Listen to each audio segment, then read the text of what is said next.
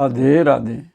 भक्तों, मोक्ष, लिबरेशन या साल्वेशन, ये बहुत ही चर्चित शब्द हैं। अक्सर आपने सुना होगा। जीवन का परम लक्ष्य जो है वो मोक्ष है। आज हम इस वीडियो में मोक्ष के बारे में चर्चा करेंगे तथा मोक्ष के प्रति लोगों के मन में जो भ्रांतियाँ हैं उन पर भी विचार करेंगे। ये वीडियो बड़ा ही ज्ञानवर्धक है। आशा है आप सभी इस वीडियो को अंत तक देखेंगे। भक्तों, मानव का शरीर ही मोक्ष का द्वार कहा गया है। मानव का चोला पहनने अर्थात मानव से पहले आत्मा को किन किन योनियों में से निकलना पड़ता है वो बात भी इस वीडियो में करेंगे।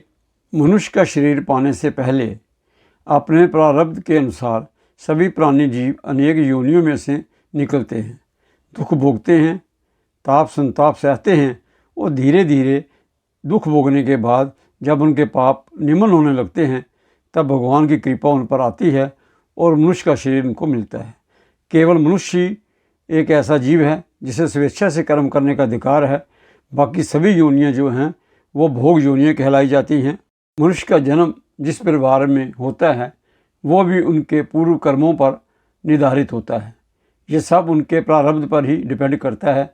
जन्म स्थान, माता पिता, मित्र, पड़ोसी सभी ये पूर्व जन्मों के कुछ न कुछ संबंध इनसे रहे होते हैं और यहाँ पर वो अपने पूर्व जन्मों के कर्मों के फल को भोगता है और साथ में नए कर्म भी जो हैं वो सृजित होते हैं। भक्तों, मोक्ष का अर्थ है अपने मूल स्वरूप में लौटकर वापस आ जाना। जब हम कहते हैं कि मैं डॉक्टर हूँ, मैं प्रोफेसर हूँ या अपने पद और प्रतिष्ठा का गुणगान करते हैं, उनका बखान करते हैं, तो ये हमारा मूल स्वरूप नहीं है। हमारा मूल स्वरूप है आत्मा। मैं कौन हूँ? मैं आत्मा हूँ। यही मेरा मूल स्वरूप है। उदाहरण के लिए आप स्वप्न में देखते हो कि आपकी गर्दन कट गई है। नींद खुलने के बाद आप अपनी गर्दन को ठीक स्थान पर पाते हो। ये जीवन एक सपना ही है, ये सब सत्य नहीं है। संसार मिथ्या है। हमारा मूल स्वरूप है आत्मा, जिसका मूल है परमात्मा, और संसार के बंधनों से मुक्त होकर उस परमात्मा में समा जाना ही मोक्ष कहलाता है। भक्तों, अब यहाँ पर प्रारब्ध की बात करनी जरूरी है। जब तक हमारा प्रारब्ध शून्य नहीं हो जाता मोक्ष प्राप्त नहीं हो सकता, हमें मोक्ष नहीं मिल सकता। हम हर पल कर्म करते हैं। मन, इंद्रियां और शरीर, इन तीनों के द्वारा हम हर समय, हर पल, हर घड़ी, हर क्षण कुछ न कुछ कर्म करते ही रहते हैं। जब भी हम कोई कर्म करते हैं तो नया प्रारब्ध खड़ा होता है। जब तक प्रारब्ध शून्य नहीं हो जाता हम मोक्ष की प्राप्ति नहीं कर सकते। मोक्ष प्राप्ति के लिए हमें प्रकृति के तीनों गुणों से ऊपर उठना होगा।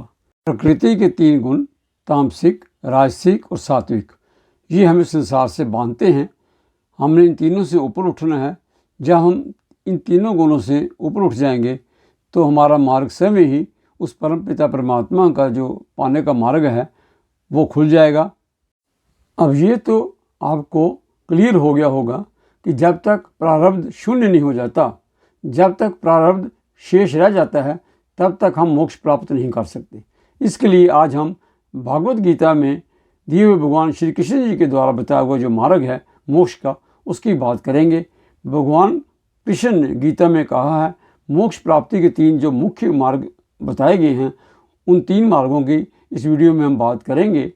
तो सबसे जो पहला मार्ग है भक्ति मार्ग, आत्मज्ञान मार्ग और निस्वार्थ कर्म करना। ये तीन मार्ग जो मुख्य मार्ग जो गीता में बताए गए हैं, आज हम उनकी बात करेंगे। मेरे विचार में जो भक्ति का मार्ग है वो सर्वश्रेष्ठ है, क्योंकि भक्ति जो है अगर अनन्य भाव से निरंतर भक्ति की जाए, प्रभु से निरंतर मन से हृदय से प्रेम किया जाए, तो बड़े से बड़े पाप जो हैं वो भी जलकर भस्म हो जाते हैं। जैसे आप इस वीडियो में देख रहे हैं कि भक्ति से सभी पाप जो हैं वो जलकर नष्ट हो रहे हैं। गीता के चौथे अध्याय के 9वें श्लोक में भगवान कहते हैं कि जो भक्त मेरी दिव्य प्रकृति को जानता है वह इस शरीर को छोड़ने पर इस भौतिक संसार में पुनः जन्म नहीं लेता, वो मेरे सनातन धाम को प्राप्त होता है। श्रीमद् भगवद गीता अध्याय 9 श्लोक 34 में भगवान कहते हैं, अपने मन को मेरे नित्य चिंतन में लगाओ, मेरे भक्त बनो, मुझे नमस्कार करो और मेरी ही पूजा करो। इस प्रकार मुझ में पूर्णता तलीन होने पर तुम निश्चित रूप से मुझको ही प्राप्त हो जाओगे। अध्याय 11 श्लोक 53। भगवान कहते हैं, न अहम वेदे न तप से न दानन चिज्या। कितना सुंदर प्रभु ने कहा है कि ना वेद पढ़ने से, ना दान देने से, ना कठिन से कठिन तप करने से मेरी प्राप्ति होती है। जिस रूप में प्रभु कहते हैं, हे अर्जुन तो मुझे देख रहा है विराट स्वरूप में, यह ना दान देने से, ना तप करने से और ना ही पूजा करने से प्राप्त होता है। ये केवल और केवल मेरी अनन्य भक्ति से प्राप्त किया जा सकता है। मेरा ये सुंदर स्वरूप, विराट स्वरूप जो है, ये अनन्य भक्ति के द्वारा ही देखा जा सकता है। ना दान, ना तप और ना ही किसी प्रकार की पूजा अर्चना से ये पाया जा सकता है। अगले श्लोक में भगवान इसको पुनः कहते हैं, हे अर्जुन, केवल अनन्य भक्ति के द्वारा मुझे इस विराट स्वरूप में समझा जा सकता है, जिस रूप में मैं तुम्हारे समक्ष खड़ा हूँ, और इसी प्रकार मेरा साक्षात दर्शन भी किया जा सकता है।